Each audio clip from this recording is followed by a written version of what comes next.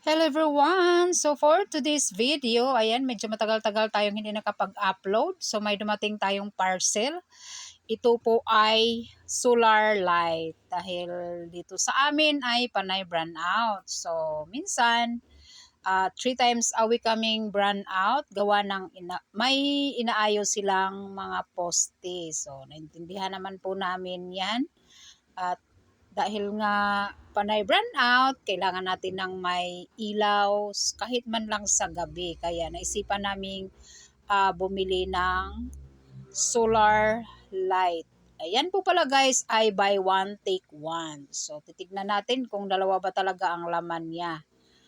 So sa awa naman ng Diyos ay hindi tayo nabudol dahil dalawa ang laman. So buy one take one talaga po siya. Ayan. So nakalimutan ko na po yung presyo. 866 ata yun.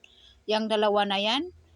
Hindi ako sure pero parang 866. Ayan. Dahil yung nag-order naman ito ay yung aking partner. Wala kasi akong hilig sa mga Shopee. Dahil walang Shopee yung cellphone ko dahil ayaw ko nang ma-attempt ng mga magugustuhan ko. Mahirap na. Ayan. Nakakabutas bulsa ang parcel, ganon, diba? So ayan po, dalawa yung na-deliver nila sa atin yung solar light. So ayan po ay binuksan ko lang, check lang natin kung kumpleto ba ang laman ng box. Kung solar ba talaga ang laman? Ayan.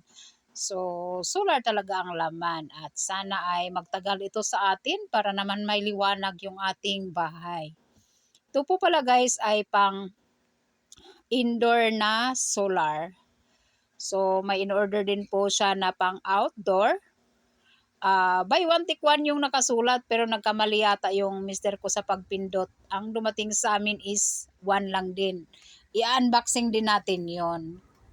Ayan. So, ito muna yung ating i-unboxing yung ating buy one take one na solar light. Ayan. So, napapansin niyo ang ganda ng design niya. Yung mister ko po ang nag-apili niyan. Baliktad kami. Kung sino yung lalaki, siya yung mahilig sa parcel. Ayan.